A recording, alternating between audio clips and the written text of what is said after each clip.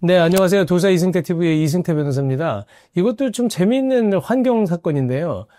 제가 한 4년 전, 그리고 21년도쯤에 그 속초 쪽에서 고성군이고요. 그 고성군 속초 다 소송이 걸렸댔는데 그쪽에서 저한테 전화가 왔어요. 좀 와달라. 여기가 환경피해, 그러니까 하수 처리 시설을 관리하는 곳인데 거기서 소송이 들어왔다는 거예요. 우리 뭐냐 그랬더니 아니 하수 처리장, 그러니까 공공하수 처리장에서 만약에 하수를 정수를 하잖아요. 즉 정화를 해서 내보내는 물이 이게 그 바다로 나가는데 그 바다에 계시는 어업을 거기서 하시는 분들이 환경오염 피해를 입으니까 손해배상을 해달라라는 거예요. 그래서 내가 깜짝 놀랐어요. 네?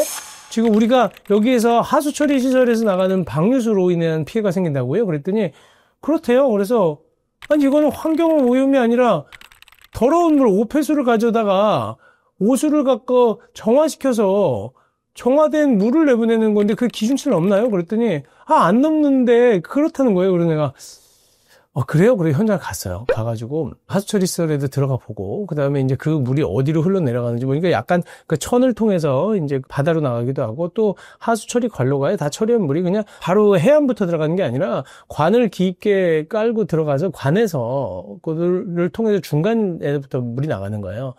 그러다 보니까 저는 잘 이해가 안 가더라고요. 여러분들은 어떠세요? 이게 하수처리장에서 나간 물도 피해를 주나? 저희는 모르죠. 근데 기본적으로 이게 환경오염이냐? 환경주기본법에는 환경오염 피해로 인한 부분에 대한 것을 정의하고 있는데 이게 환경오염 시설이냐는 거예요. 이거는 환경을 좋게 한 시설 아닌가? 저도 물론 환경을 굉장히 중요시 여기는 환경 전문 변호사로서 당연히 지켜야 될 건 지켜야 되지만 이건 거꾸로 보면 좀 납득이 안 가는 거예요. 근데 이 소송이 무려 21년도부터 지금까지 했으니까 4년을 넘게 했습니다. 1심만. 이게 물이요. 하수처리된 물이 나가면 약간 따뜻한가 봐요. 온도가. 그러다 보면 그 주변에 이제 어업 활동이 저조한 경우가 있다는 거예요. 그런데 과학적으로는 그게 오염물질이 있는지 없는지 모르잖아요.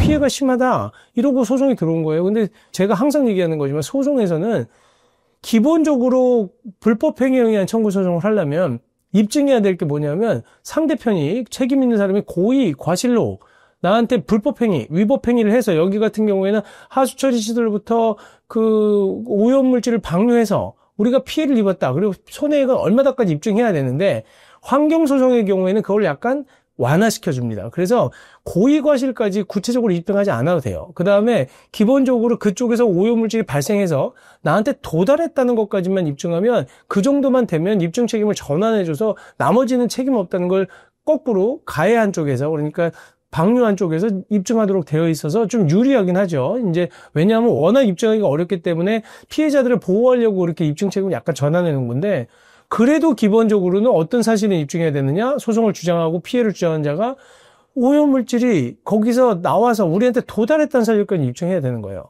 그 다음에 또 하나는 대충의 손해액은 나와야 될 거 아니에요. 얼마가 손해를 입었다는까지 나와야지 되니까 감정해야 되는 거 아니냐 그랬더니 이분들이 끝없이 합의를 해야 된다. 뭐 예전 군수님이 합의를 해주기로 했다.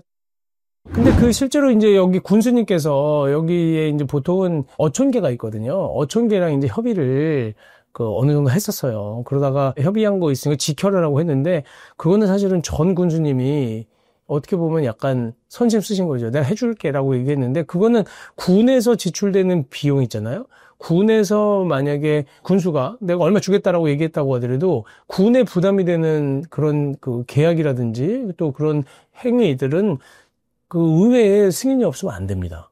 근데 이거는 의회 승인이 있었던 것도 아니에요. 근데 군수가 선심성으로 얘기하는 거를 군에서 다 부담해야 되느냐, 국가에서 부담해야 되느냐, 이건 아니라는 거죠. 그래서 그 부분도 일부 쟁점이긴 했는데 그것 때문에 계속 재판이 늘어졌어요. 그 합의 때문에. 그런데 결국 합의가 안 되니까 우리는 이제 판결 받아야 된다라고 했더니 감정 비용만 지금 원고 48명이 낸 비용이 5,700만 원가량 되는 거예요. 그러니까 이거 굉장히 비용도 많이 들었잖아요. 근데 결국은 전부 다 원고 패소 판결이 나왔어요. 이걸 어떻게 봐야 되느냐. 이 소송을, 그러니까 원고들 입장에서는 자기들은 피해를 입었다고 생각하는데도 불구하고 이 비용은 비용대로 제출하고 5,700, 800이면 적은 돈이 아니잖아요. 거기다가 이게 피해를 입었다고 하시는 액수가 커요, 생각보다. 그러다 보니까 인지대 성달료도 내야 되고, 그 다음에 또 변호사 보수를 어떻게 책정했는지 모르겠지만, 뭐 그래도 꽤 냈다고 하면 본인들이 본 피해보다 또 추가로 손해를 본 거고, 그 다음에 이제 결국은 저희 쪽 변호사 보수까지 물어줘야 되는 거잖아요.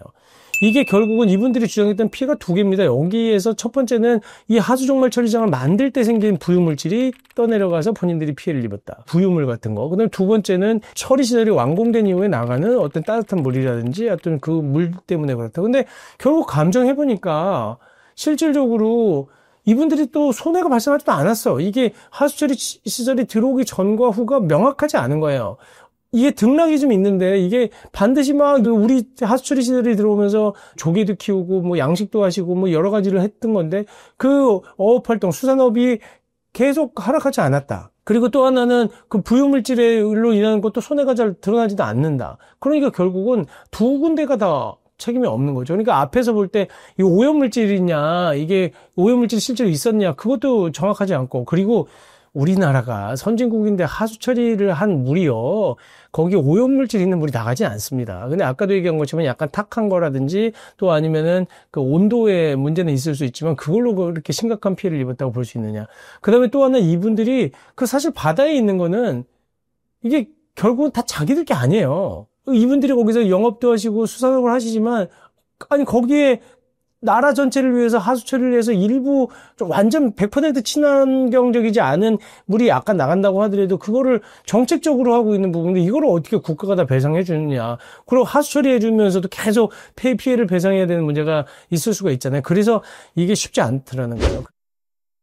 소송을 하실 때도 우리는 조금만 피해가 있으면 요즘에 다 소송을 하는데, 과연 그게 맞는지도 잘 생각을 좀 해보셔야 되고, 아마 이 소송 졌을 때는 원고 변호사도 굉장히 괴로웠겠죠. 그 이분이 돈을 그렇게 많이 들이게 해서 소송을 했는데, 그렇다고 또 변호사 책임이 있는 거예요. 왜냐하면 변호사가 소송을 부추겼다면 모르겠지만, 근데 결국은 그래도 어쨌든 원고들이 소송을 자기들이 한 건데, 그 피해를 결국 본인이 떠안아야 되는 문제가 생기니까, 이게 그냥 지는 것만으로 끝나는 문제는 아니니까, 소송은 정말로 좀 신중하게 생각해야 될 필요가 있고, 마음가짐도 좀 달라야 돼. 뭔가 정말로 이게 소송을 해야 될 건지를 잘 판단을 좀 해보셔야 되고, 여러분들도 이런 소송이 과연 가능한 건지도 한번 생각해 보시는 계기가 됐으면 좋겠습니다.